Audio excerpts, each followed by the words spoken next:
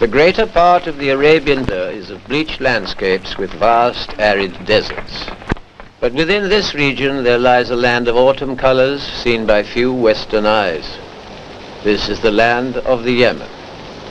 Arabia Felix. Arabia the fortunate, the fertile.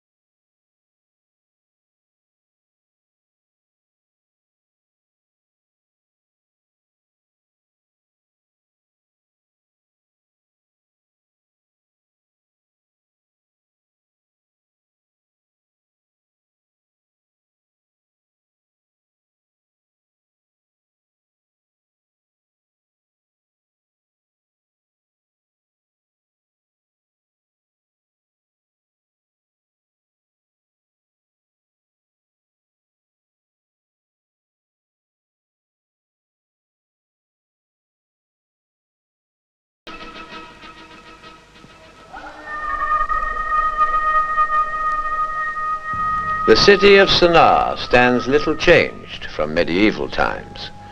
It is believed to be the best preserved Islamic city in Arabia, and there is evidence that its origins date back to 6000 BC. To enter the gate of this ancient citadel, Bab al-Yemen, is to pass through the door of an earlier civilization.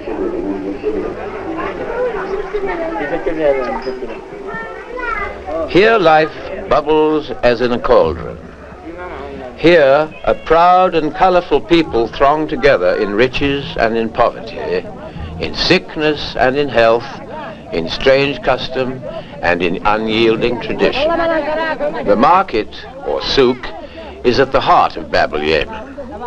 Through these arteries pulses the lifeblood of day-to-day living. Within this labyrinth of narrow lanes, each trade occupies its own street. Each craft practice clusters together with its like for mutual support.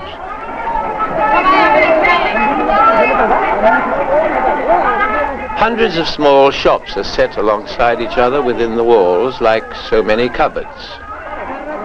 صنعاء and the other towns throughout the Yemen are the marketplaces to which the tribal farmers bring their produce for sale.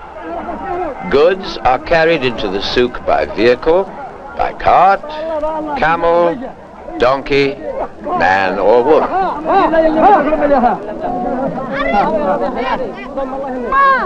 The madar pipe is an essential piece of equipment in every Yemeni home. Each component of these pipes will have been turned, hammered, carved or otherwise embellished within the narrow confines of the souk.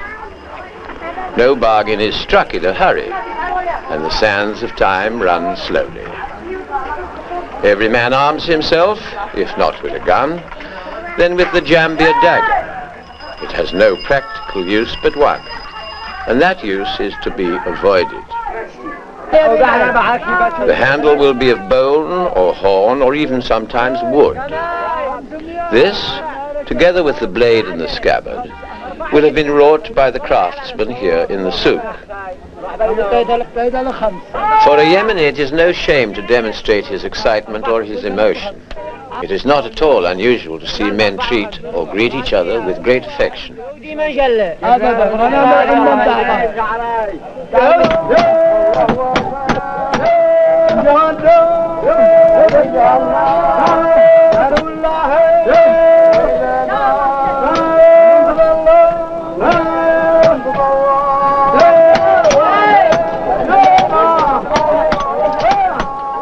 Primitive farm implements forged in this fire will be used by farmers to till the soil in the high mountain ranges surrounding صنعاء. Within 100 other fires, the blacksmiths and tinsmiths forge the tools and chains threads which weld together past and present.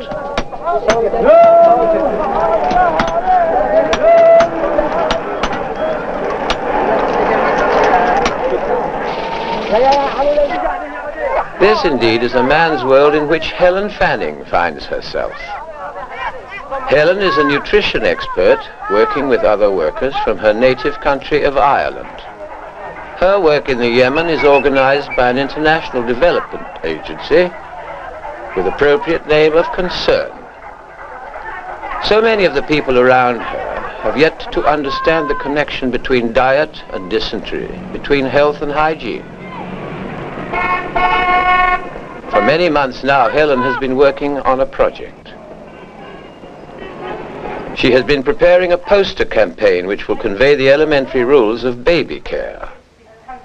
Helen's model is the mother of a large family. Of course, they all know that this is their mother, and father knows, but you and I and Helen will have to take it on trust. In accordance with strict Muslim tradition, a woman's face must remain hidden from all other men. This is the custom of Shershuf.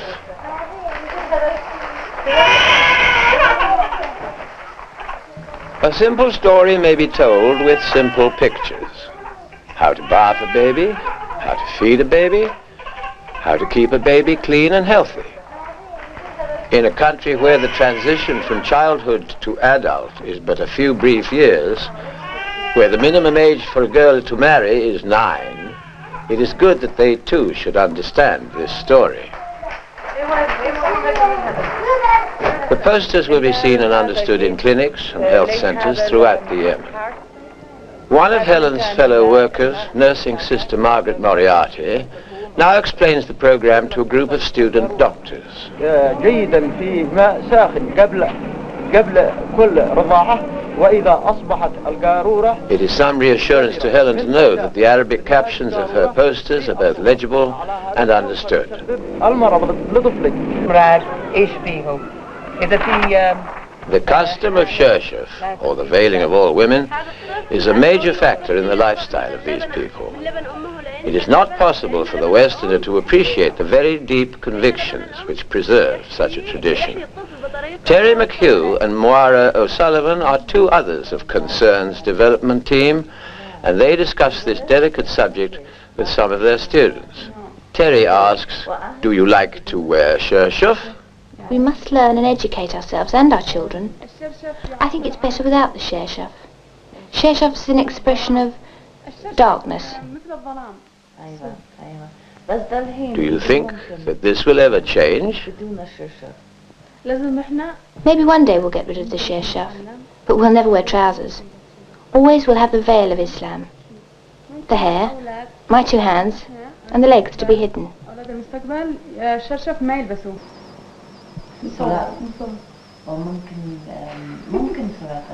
Terry is able to find out for herself just what it feels like to be behind the veil.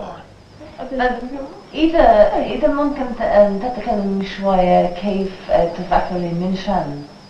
The first layer of veiling will be worn inside the home so that at least the eyes will be seen by friends of the family.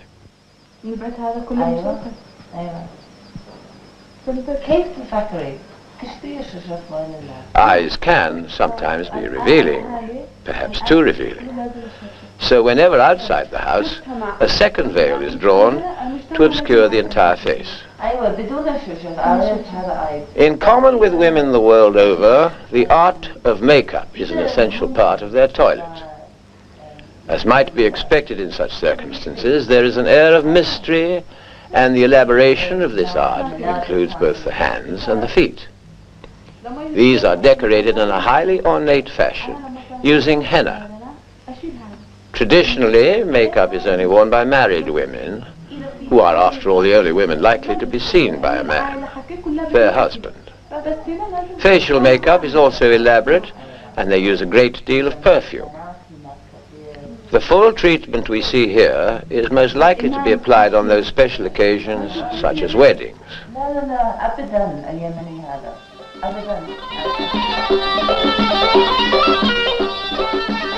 Most crafts practiced in the Yemen are very basic, and machine manufacture does not exist.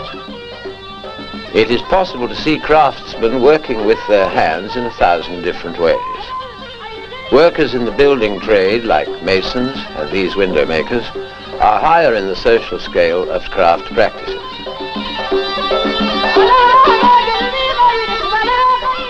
All houses feature ornate windows made of coloured glass set in gypsum plaster. These windows are characteristic of those to be seen in the houses of صنعاء.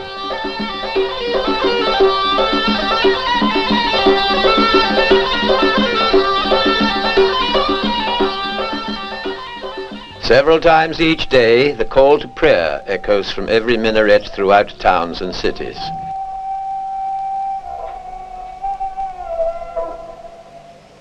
The first call in the darkness is at 4 a.m. The call is taken up from mosque to mosque, and the sound is amplified by loudspeakers within each minaret.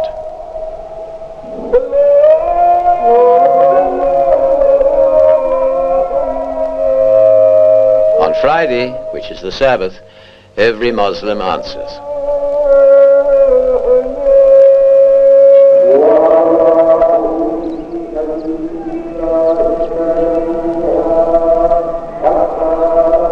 Here in the great mosque of Babel, Yemen, founded by command of the Prophet Muhammad himself, the centuries roll away. This most ancient monument to Islam was enlarged even in the earlier centuries by order of the Caliph. The Quran, being the word of God, is recited with great reverence.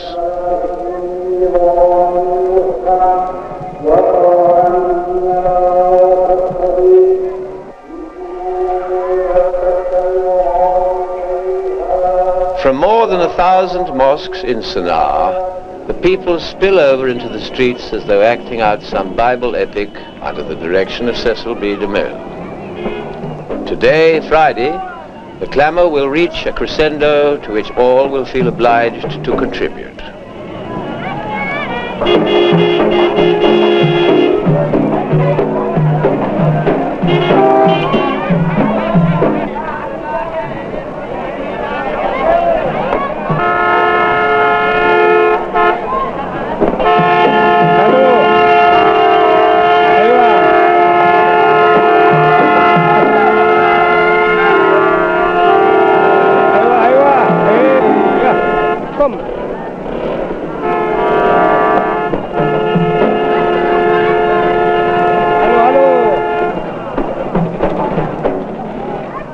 Soon, each group of friends makes to join others in the security of their homes. Now is the time that the most important purchase of the week will be made. Cut. Cut chewing is the only widespread social vice. It is almost a preoccupation, and most people chew cat at least once every week, others every afternoon. Not long after leaving the mosque on a Friday, the streets will have become quiet.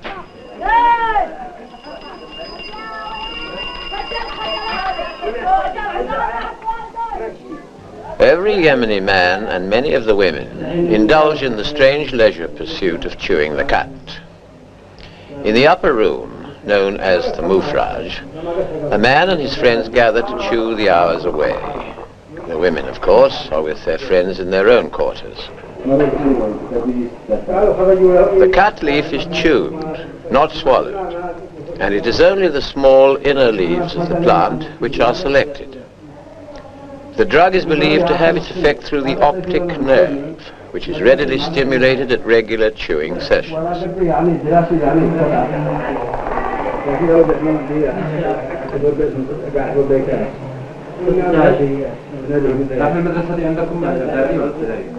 Men cram their mouths with the leaf to form a large ball until their cheeks become distended.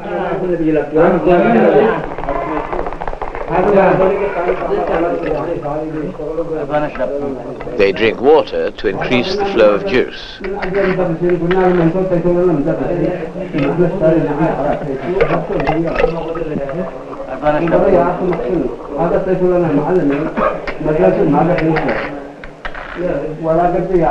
paraphernalia at all cat sessions includes the madar pipe, which has become part of the tradition.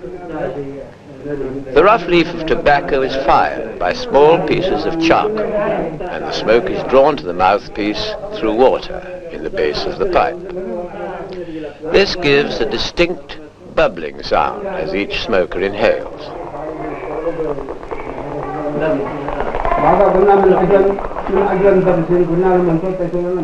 Small receptacles or spittoons are placed conveniently around the moufrage, which is furnished in a standard arrangement for sitting. They recline at floor level on pallets or mattresses with backrests of stuffed cushions against the wall.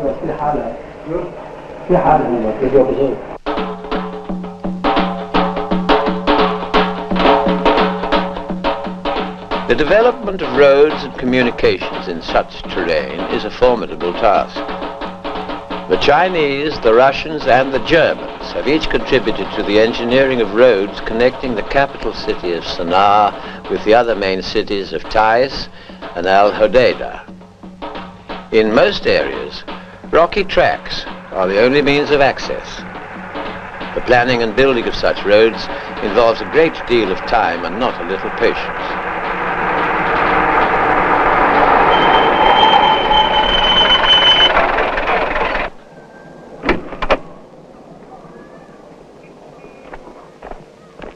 Bob Burke is a planner. Column Ryder is a road engineer. Working with the concerned development team, they have been responsible for several engineering projects of this kind, not only coordinating all the different resources, including finance, but also making the first ever maps of these areas. Did you have to do any blasting here? Oh yes, it's quite a lot of just blasting. right here. This place you have to. Yeah, I had See, to. It worked out quite well. None of the bits are too. Column here worked with the